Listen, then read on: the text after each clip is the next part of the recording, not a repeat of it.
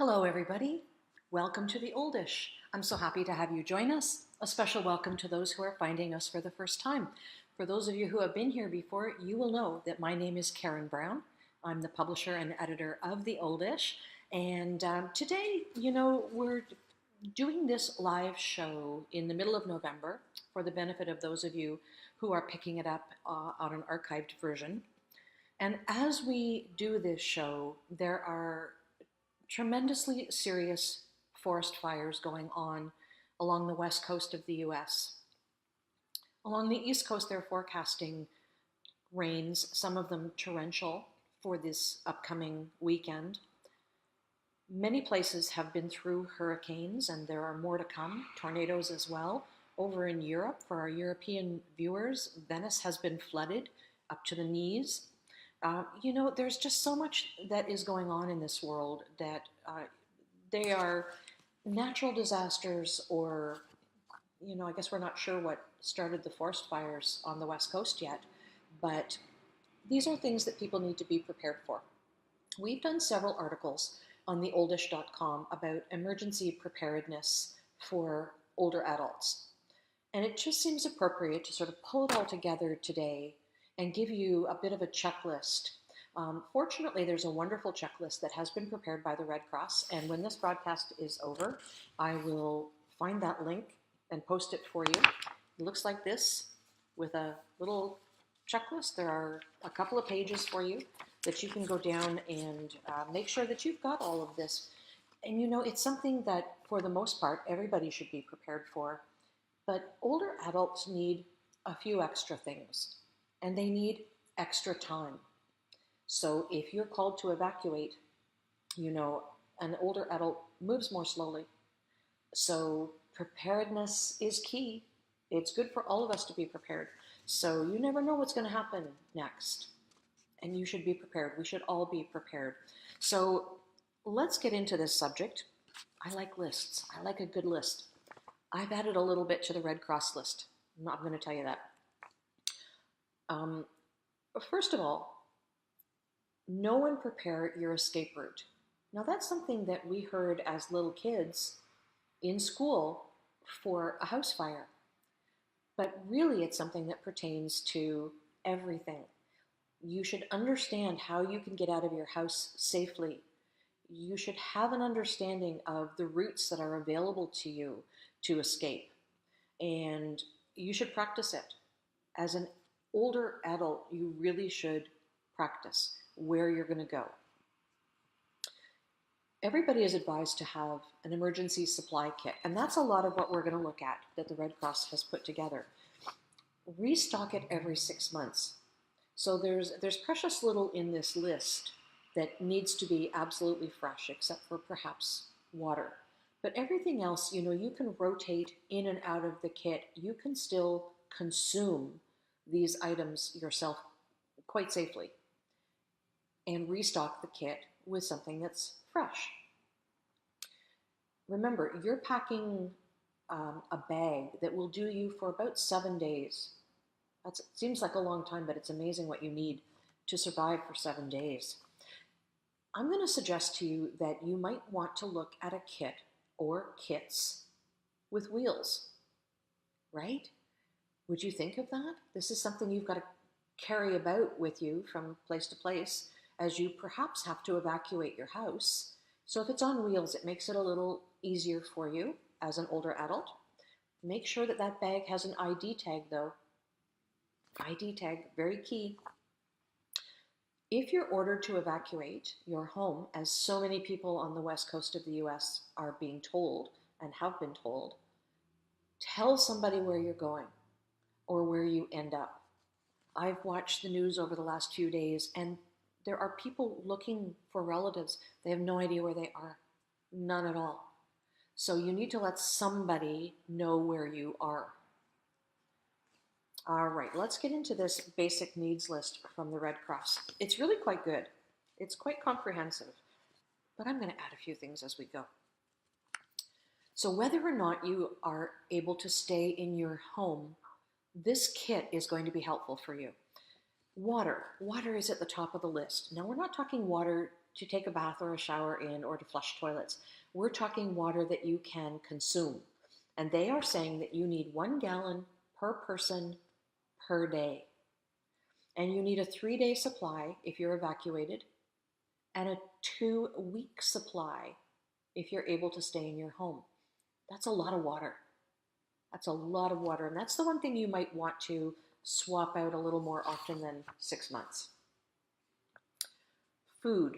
So it's a good idea to include foods that don't need cooking. So something that is canned or dried, a 3-day supply for evacuation, and a 2-week supply if you're able to stay in your home.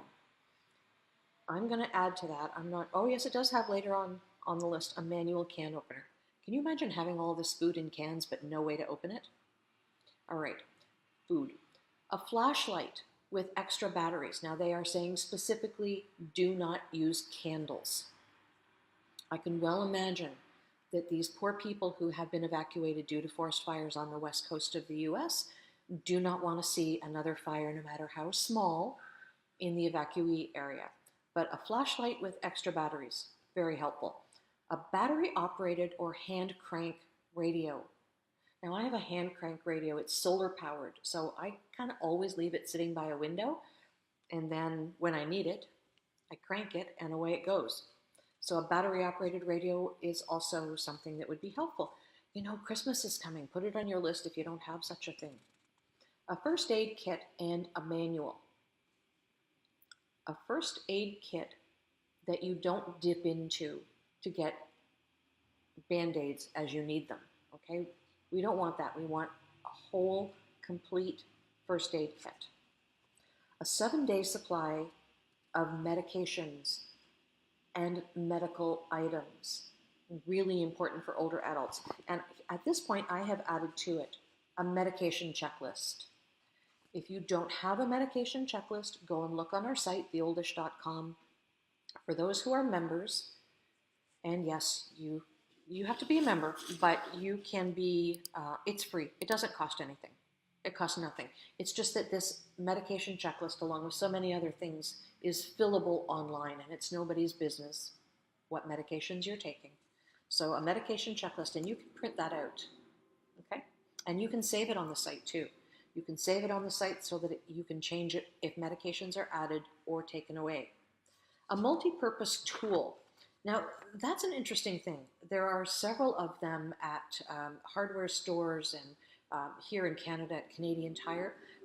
Tools that do lots of different things, and they fold into a little pocket-sized unit. You should have one of those in your basic supply kit. Sanitation and personal hygiene items, so things like toilet paper and plastic garbage bags. Okay? Who would ever think you need toilet paper? You do. And remember again, a 3-day supply for evacuation, a 2-week supply for home. Copies of personal documents. So that medication checklist is among those personal documents. Pertinent medical information. They are also saying deed or lease to home, birth certificates, and insurance policies. Now, I would argue that your lawyer or insurance company probably has copies of those kinds of deeds to your home and insurance policies, but you might like to have one anyway. Birth certificates, very, very important. And I would add to that list passports. If you have a passport, make sure that you know where that is and you can add it to your kit. A cell phone with extra batteries and chargers. Oop, there went a noisy motorcycle. So a cell phone with extra batteries, because you don't know when you're going to be able to charge your cell phone again, and you have to be able to communicate with the outside world. Emergency contact information for family and friends, right? You need to have that because your little phone book may be in your desk drawer at home, but now you've had to evacuate. You need to know how to contact people. Cash and coins. ATMs may not be accessible, and you don't know how far you have to go if you're evacuated. So you need to have actual cash, not credit cards, not debit cards, actual cash. I don't carry very much cash with me anymore these days, but cash and coins, very useful. An emergency blanket. You need to stay warm. And so this is one for each person in your household. A map or maps of the local area. If a tornado goes through, if a fire goes through, you may not really know where you are. Those landmarks may be gone. But the street configuration may be something you could figure out with the help of a map. A whistle. A whistle. Who would have thought of that? A whistle to attract the attention of emergency personnel if you need them. One change of clothing. You might need more, but certainly one. The manual can opener they've got on this list here. Supplies for your pets. Food, medication, the leash, whatever they might need. You make sure you take care of your babies, your four-legged babies. An extra set of keys to your house and to your car. That's a really good thing to have. A pack of cards to provide entertainment and pass the time. You don't want to get too bored, but a little pack of cards will fit. So these are a couple of things now that I have added to the list. Your canes and walkers. Know where they are in the house. You may not want to add them to your kit, but you need to know where they are so that if you have to leave your home, you can grab them quickly because you need them. Even if you're somebody who doesn't need a cane all the time, you don't know how much walking you're going to have to do. So make sure you can access that cane and leave the house with it. Oxygen. If you're on oxygen, for instance, if you're a COPD patient, you're going to need oxygen. Hearing aid batteries and a spare pair of glasses. Now, I have lots of spare pair of glasses. Every time I get my eyes checked, I seem to need something else. I keep the current glasses when I get new ones. Everything else I donate. But if you do something similar, make sure you add that most recently put away pair of glasses to your kit. And then if something happens to your glasses, if you fall and they break or who knows, you lose them, you know that you'll have a spare pair of glasses. Okay, so now we move into cold climate supplies that the Red Cross is saying we need. It's possible that you won't have heat, or it's possible that if you have to evacuate, you will do so into weather that is cold. And you're going to need supplies. So you need to think about your clothing and about how and where you're going to sleep. So a jacket or coat, the warmest jacket or coat you have. Long pants and a long sleeve shirt. And this is for each person in your household. Again, sturdy shoes. You might need boots, depending on the weather. Hats, mittens, and scarves. I think a lot of people have a spare hat, a spare pair of mittens, and a spare scarf around, so tuck them into your bag. A sleeping bag or a warm blanket. Now, they said blanket before, the emergency blanket. An emergency blanket is not necessarily the same thing as a warm blanket that you would sleep with. So understand the difference, and you might choose one or the other, but make sure you have that blanket. A sleeping bag is very important. So sleeping bags, I haven't had a sleeping bag in my house for a long time, since my kids were at home probably and went away to sleepaway camps. But if you have one, or if you find one in a Habitat for Humanity restore, or some sort of a sale, the hospital auxiliary sale, if you see a sleeping bag, pick it up. You never know. Supplies for your vehicle. Some of these things are going to be a little bit duplicated, but they are saying that in your vehicle at all times, you should have these things. The flashlight with extra battery and extra bulbs. I never would have thought of that. I'd probably just get an extra flashlight, but that's okay. Maps. So not just for your local area, but paper maps for everywhere. You may be counting on the internet, but what if the power grid goes down? You may not have internet. So have those paper maps. A first aid kit and manual, again. So in your car, in your kit. A tire repair kit, that's a good thing. Jumper cables. You never know if your battery is going to wear down. So jumper cables are a good thing. Flares, bottled water, non-perishable foods such as granola bars. Imagine if you're stuck in a snowdrift. You might want a little something to nibble on. And water, it becomes very important. Now they've got a couple of extra items here, one for winter and one for summer. So in the winter, blanket, hats, mittens, a shovel. They do make car shovels, so they're quite a bit smaller, but a shovel. Sand, tire chains, windshield scraper, and a fluorescent distress flag. Those are good items. I never would have thought of a fluorescent distress flag. Okay. In the summertime, sunscreen with SPF 15 or higher, some kind of shade item, an umbrella, a wide-brimmed hat. Those big beach umbrellas that you can buy? Something like that would be very helpful for more than one person to be able to seek shade under. So those are some really good suggestions. Again, I will post that Red Cross list so that you can put your list together and check it off.